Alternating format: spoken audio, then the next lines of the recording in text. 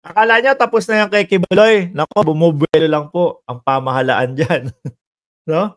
Hindi naman po porket sinabi natin na naku, pinapakuha na si Kibuloy, 'no? Siyempre ano po ba, pamahalaan. Dahil kumbaga merong sinasabi na si Kibuloy, lumabag sa batas po, mga kababayan. Kailangan arestuhin. Baka akala niyo, yung unang pagdalaw do'n o pagbisita sa inyo, yun na yun. Naku, hindi, babalikan kayo niyan. Ano? Kaya yung mga fans ni Kibuloy na nandiyan sa labas pa din ng KOJC, ano na kaya itsura niyo diyan? Nandiyan pa din kaya kayo? Huwag kayong tutulog-tulog diyan. Baka mamaya 'pag tutulog-tulog kayo diyan, baka biglang dumating yung SAP,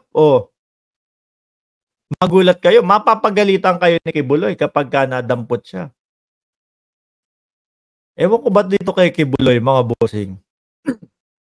Hanggang ngayon nagtatago pa, ang lakas ng loob magsalita na wala siyang ginagawang masama, hindi naman maipaliwanag. Mas pinipiling magtago, mga kababayan. Baka bukas, ano na ba? Sabado ngayon ng gabi diyan sa Pilipinas, 'no? Baka Monday ulit, mga kababayan, 'di ba? Mga fans ni Kibuloy diyan, mag-ready kayo. Baka Monday, sumambulat na naman diyan sa inyo yung mga SAP, yung mga PNP. Ano? Baka this time hindi na 2 batalyon. Malay nyo po, biglang sumipot ulit, no? Baka this time hindi na 2 batalyon. Dahil nakikita namin, taong bayan, na binubuntal ninyo yung mga PNP, kami magre-request ngayon. Sana po dagdagan ninyo kasi kinakawawa po yung mga PNP. Gawin na pong 4 na batalyon, no? Paligiran na po talaga sila. Hanggang sa makuha si Kibuloy. Yung mga humaharang, hawiin nyo sa gilid. Para makuha yung target po. Pag mag-e-explain lang naman si Kibuloy, ayaw pa kasing mag-explain . Pero mga kababayan, baka Monday, biglang sumipot siya. Oy, Kibuloy!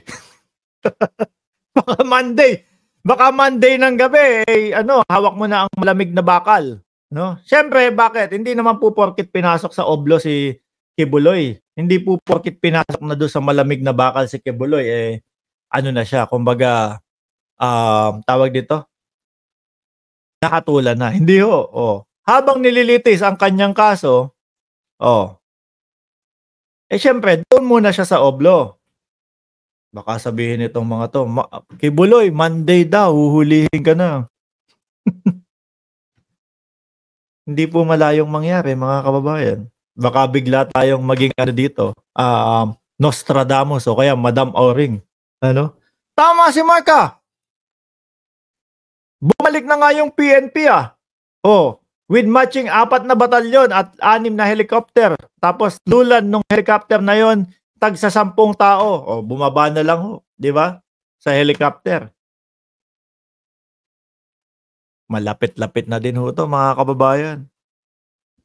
Mukha lang hong tahimik, kagaya ho nung nakaraang Lunes, di ba? Tahimik. Biglang 4:00 ng madaling araw, may nag-message sa akin, Boss Mark! Si Kibuloy, pinuntahan na ng pulis. Huwag nyo nang hintayin yung sinasabi ni Ma'am Lorelai, diba? NBI, FBI, Interpol, may plano na sila kung paano mahuhuli si Kibuloy at ICC Digong at ang alipores niya.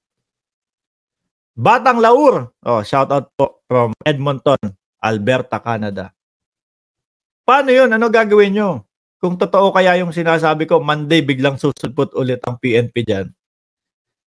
O baka pati yung talagang kuta kung saan nagtatago, ay hindi nga daw po nagtatago si Kibuloy, sabi ng lawyer niya. He make himself unavailable lang naman daw po, mga kababayan. Pati pala yung pinagtataguan niya, napag-aralan na ho. Tas Monday morning, sumambulat sa inyo ang mga kapulisan. Kaya huwag kayong tutulog-tulog dyan sa KOJC. Kailangan ngayon palang Sabado, nakabantay na kayo. kailangan ngayon palang Sabado, nasa labas na kayo ng KOJC. Baka totoo yung sinasabi ni Mark na papunta na ulit diyan ng Monday yung mga kapulisan, no, di ba? Damputin yung mga umaharang, ilagay sa basurahan. Eh kinasuhan po yung mga ano, yung mga may mga patalim ho. Di ba? Dapat yun naman dapat ang mangyari talaga. Pagdating ko kasi sa kanila, batas ng Pilipinas hindi susundin eh. Oh. Kaya ho, mga kababayan, yung iba sa atin litong-lito na eh. Yung mga DDS litong-lito na eh. Ano? Eh bakit kapag kay Duterte eh gumagana ang justice system ng Pilipinas kaya hindi pa papasukin ng ICC? Eh bakit pagdating kay Kibuloy eh hindi na gumagana ang hustisya ng Pilipinas? Oh, kaya isa ho sa magpapahamak kay dating Pangulong Duterte, ito din si Kibuloy, mga kababayan. Bakit ho? Oh. Yang pinapairal niya, yang pinapakita niya, no? Na kumbaga, wala, hindi gumagana ang hustisya sa Pilipinas. Iyon ho ang hudyat na pwedeng pumasok ho ang International Criminal Court para damputin ang dating Pangulo. Oh. Kaya dapat, Kibuloy, pagdating nila dyan sa Monday, mukhang nahalata na tayo. Mukhang Monday talaga. Pagdating nila dyan sa Monday, sumama ka ng maayos. Huwag ka nang manlaban. Sayang ang buhay. Oh. Kung 75 ka ngayon, may 5 taon pa siguro na may enjoy mo. Oh. At least makita mo yung buhay sa oblo. Kahit pansamantala. Oh. At makita mo din ulit, mabalik ka doon sa buhay sa Amerika, sa Estados Unidos. Huwag niyo pong itatak sa isipan ninyo, mga kababayan, na babalikan po ng PNP, no? Si Apollo Kibuloy. Huwag niyo pong itatak 'yon. Baka lang panoorin niyo po sa Monday, mga bossing. Ako yung magpapaalam na, mga boss. Chief Amo, sir, maraming salamat po sa 1,036 viewers. Huwag niyo po kalimutan na i-like itong video na to para naman po, no, i-spread ni YouTube, mga kababayan. Oh, i-spread ni YouTube itong mga live stream natin. Eh para yung iba malaman na babalik ang PNP dun sa Monday. Ay! Nako. Maa-alerto na naman. Maa-alerto na naman ang SMNI. Maa-alerto na naman yung KOJC. Si Mark Ramos may sinasabi Monday babalik daw po. Eh baka Sabado pa lang ho, mga kababayan. Baka Sabado pa lang ho, mga kababayan. Eh tumambay na yan dyan sa labas. Oh. Mark, sagot! Ka naman, binata ka pa ba? Nako, hindi po. May asawa at anak po. 2 anak at nag-iisang asawa, mga boss, Chief Amo, sir. Muli po, maraming salamat and God bless po sa ating lahat.